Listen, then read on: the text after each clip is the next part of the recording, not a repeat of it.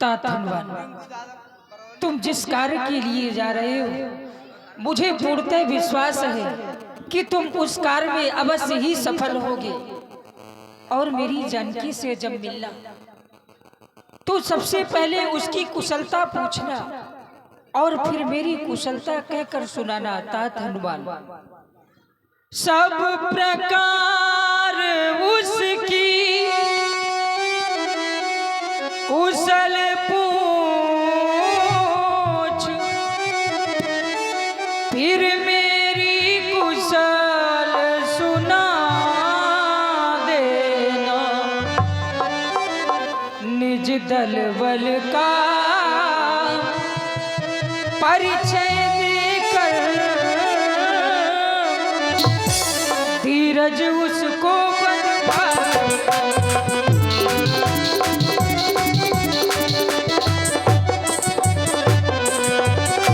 ये उसकी ही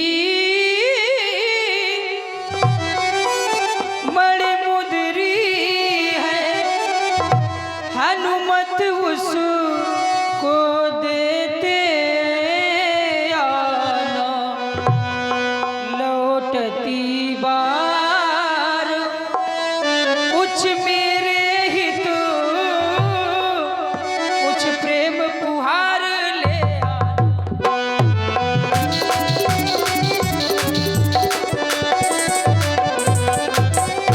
जाओ। भगवान मेरे आराध्य, आज मेरा जीवन धन्य हो गया। ये हनुमान आपकी सेवा के काम तो आया।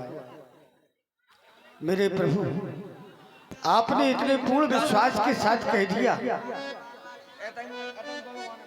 कि हनुमान, जी हाँ मेरे आराध्य, आपके द्वारा कहा गया कि हनुमान, तेरे द्वारा ही मेरे सकल कार्य सिद्ध होंगे।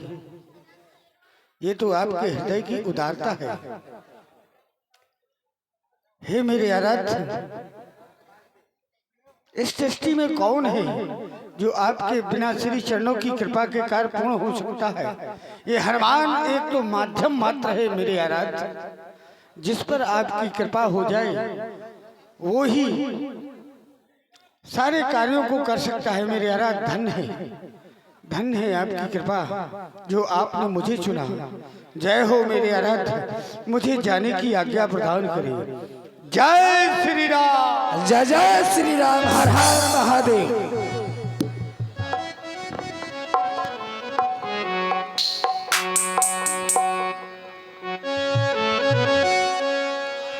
तब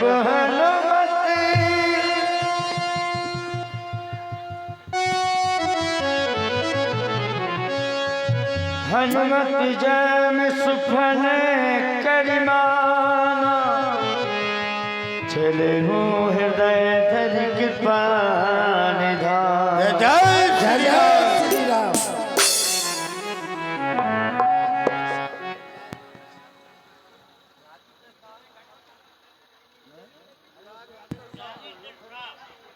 हे तात हनुमान जी, हम चलते चलते बहुत दूर आ गए। कहे सभी भालू बंदर श्रीमत भी हो गए हैं। प्यास और भूख के कारण चला नहीं जा रहा है। चाहते हैं आप इस पर्वत पर चढ़कर के देखें, अगर कहीं पर जल दिखाई दे रहा हो, जिससे हम सभी लोग अपनी तृषा को शांत कर सके। क्यों नहीं युवराज अंगद, मैं शिखर की चोटी पर चलकर देखता हूँ, कहीं पर जलाशय व झरना दिखाई दे, वहां चलकर हम अपनी क्षुधा को शांत करेंगे।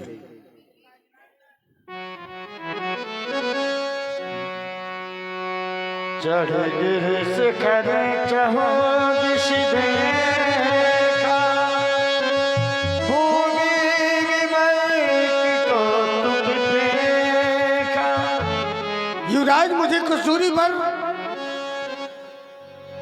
एक विवर दिखाई दे रहा है, वहां से कुछ जल पक्षी आते हुए और जाते दिखाई दे रहे हैं। मेरा अनुमान ये है कि वहां पर अवश्य जल होगा, क्योंकि जहां पर जल पक्षी हुआ करते हैं वहाँ पर जल अवश्य होता है।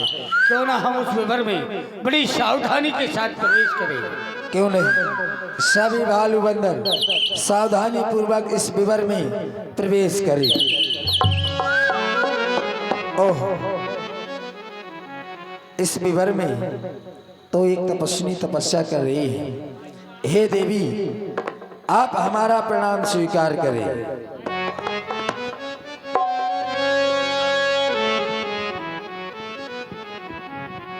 आप कौन हैं? इस विवर पर क्या कर रहे हैं? हे देवी, हम आपके प्रश्नों का उत्तर बाद में देंगे। सर्वप्रथम आप हमें अगर जल की व्यवस्था हो तो जल, क्योंकि हम प्यास से बहुत व्याकुल है, भूख भी लगी है। आपको तृषा सता रही है, हाँ, क्षुधा भी सता रही है। बिल्कुल। जाओ, मेरी कुटिया के पीछे सरोवर है, जाकर अपनी तृषा शांत करो, क्षुधा भी शांत करो। जाओ। जय हो आपकी।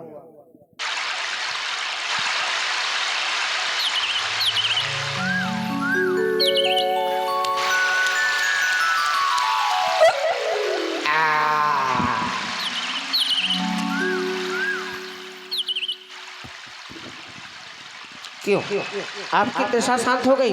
हाँ देवी, हम लोगों की तृषा भी शांत हो गई और क्षुधा भी शांत हो गई। लेकिन आप कौन हैं और अकेली इस विवर में तपस्या कर रही हैं? आपका परिचय क्या है? मेरा नाम स्वयं प्रभा है। हम दो बहनें थीं, इंद्र के दरबार की सुंदर अप्सराएं थीं। मैं दानो नाम का राक्षस हम दोनों बहनों को हर कर ले आया। वो मेरी बड़ी बहन को ले गया, उसका नाम हेम प्रभा था। वो उसको ले गया और मुझे यहीं पर छोड़ गया। एक बार चंद्रमा नाम ऋषि आए, उनसे मैंने पूछा मुझे प्रभु श्री राम के दर्शन कैसे होंगे। उन्होंने कहा त्रेता के चौथे चरण में जब प्रभु श्री राम जी के दूत आवेंगे वही तुम्हें श्री राम जी का पता बताएंगे।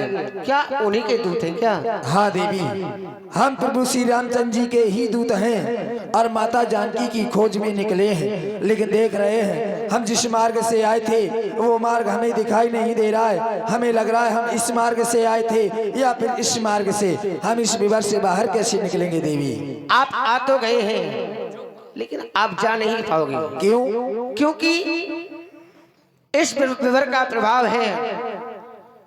इस विवर में जो आ जाता है वो तो अपनी मर्जी से जाता है, लेकिन अपनी मर्जी से जा नहीं पाता क्योंकि ये घूमती रहती है। इस विवर का नाम वृक्ष वेल है। अब मैं चाहती हूँ तुमसे कि आप कौन हैं? हे देवी, आप हमें इस विवर से बाहर निकालें। हम प्रभु श्री रामचंद्र जी का पता आपको बता रहे हैं। इस समय प्रभु श्री रामचंद्र जी प्रवसनगिरी पर्वत पर हैं। आप जाकर उनके दर्शन करें, हमें इस विवर से बाहर निकालें। जाओ, अपने नेत्रों को बंद करो। जय श्री राम। जय जय श्री राम।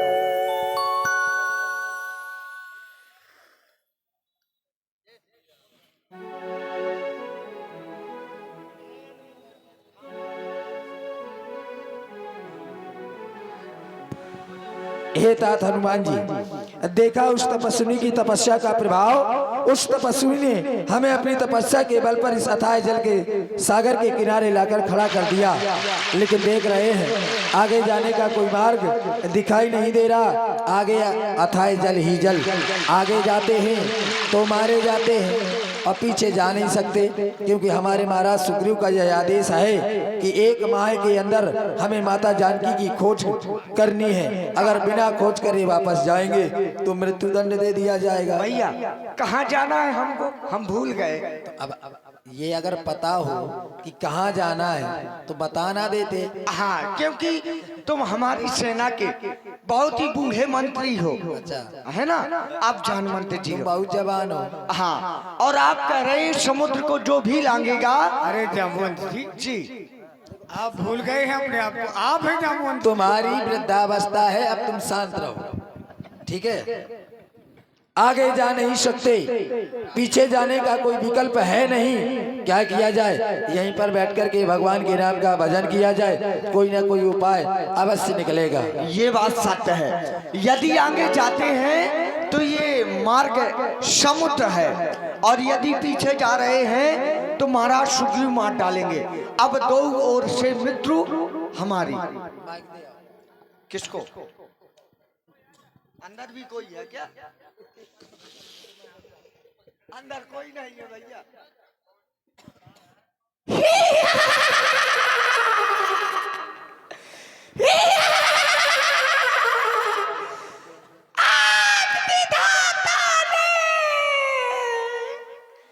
मुझे बहुत ही सुंदर हाथ दिया।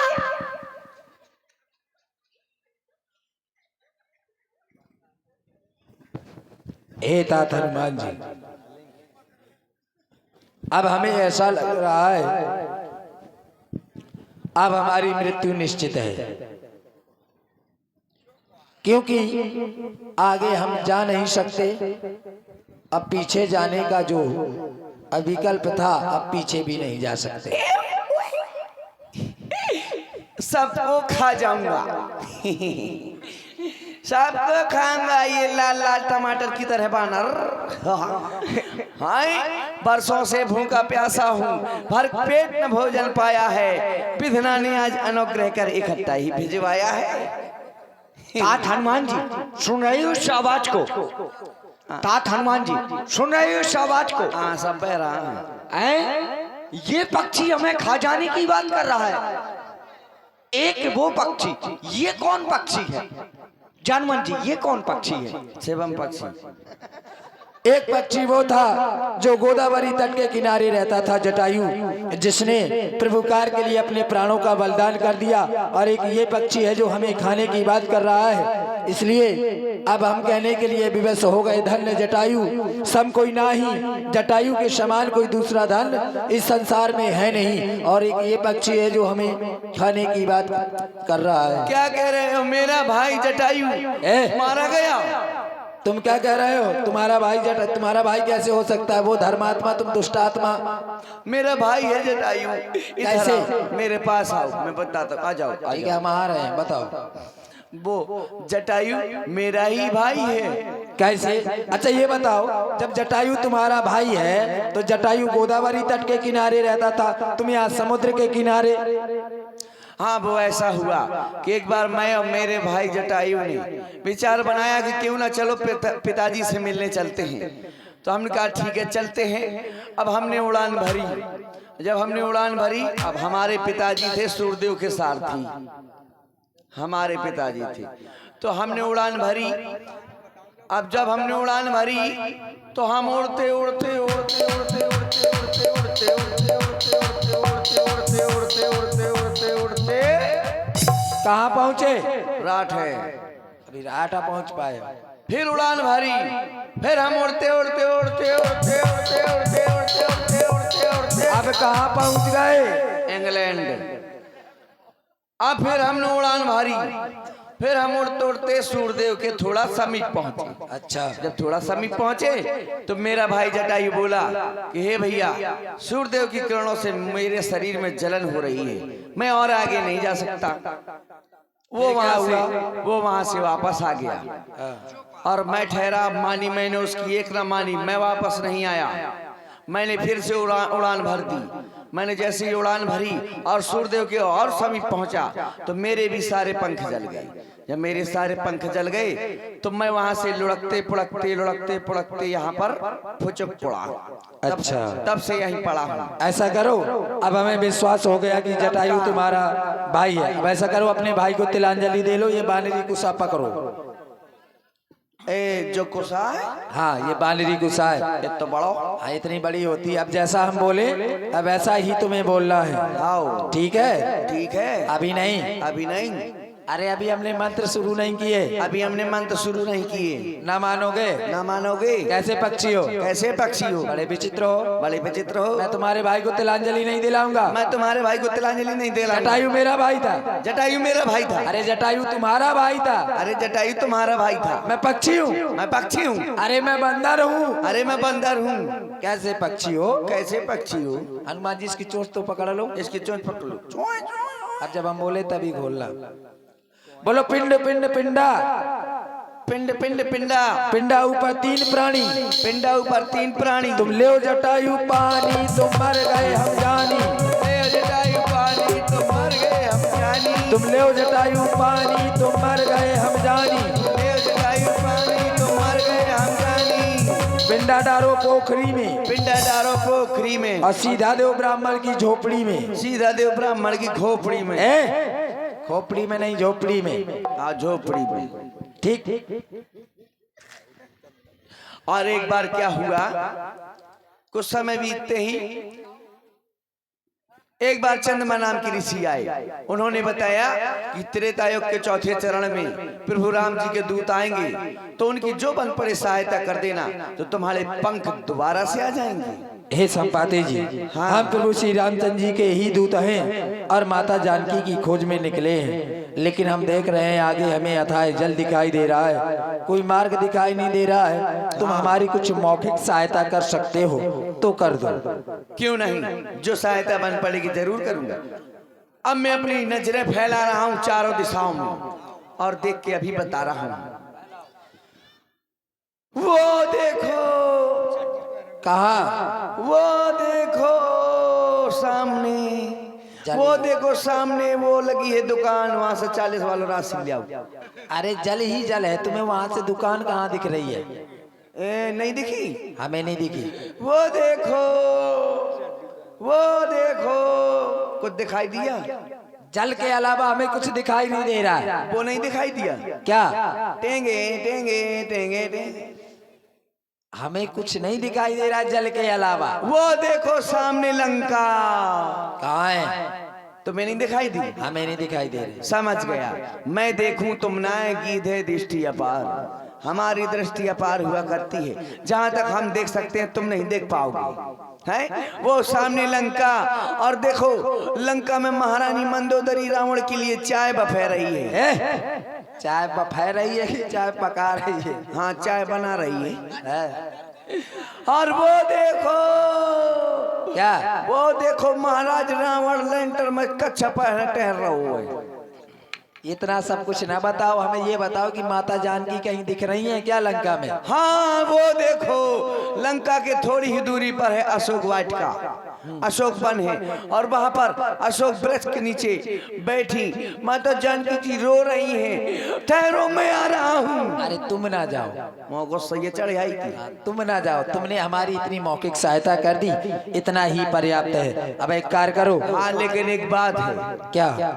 तुम्हारे अगर इस सेना में कोई ऐसा वीर हो जो 100 योजन का समुद्र लांघ करके लंका जा सके, तो सीता जी की खोज जरूर प्राप्त हो जाएगी। क्यों नहीं, हमारी सेना में वीर ही नहीं अपितु महावीर हैं। आप एक कार्य करें, इस समय प्रभु श्री रामचंद्र जी त्रिवसनगिरी पर्वत पर हैं, आप जाकर उनके दर्शन करें। जय जय श्री राम। जय जय श्री राम।